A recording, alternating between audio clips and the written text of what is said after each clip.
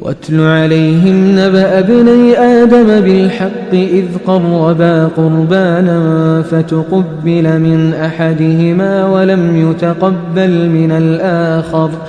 قال لأقتلنك قال إنما يتقبل الله من المتقين لئن بسطت إلي يدك لتقتلني ما أنا بباسط يدي إليك لأقتلك إني أخاف الله رب العالمين إني أريد أن تبوء بإثمي وإثمك فتكون من أصحاب النار وذلك جزاء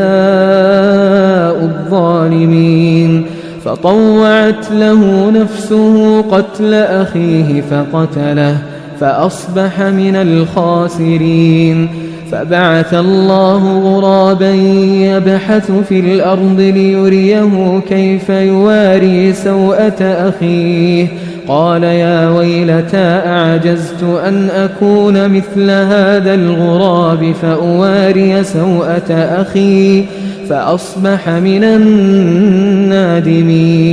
من أجل ذلك كتبنا على بني إسرائيل أنه من قتل نفسا بغير نفس أو فساد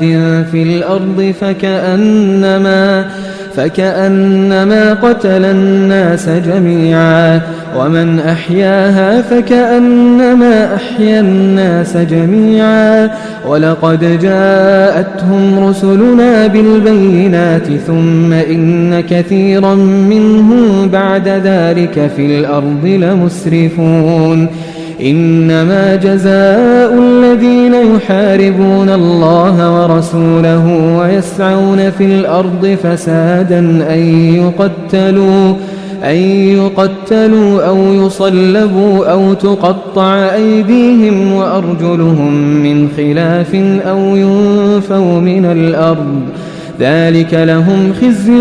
في الدنيا ولهم في الآخرة عذاب عظيم إلا الذين تابوا من قبل أن تقدروا عليهم فاعلموا أن الله غفور رحيم.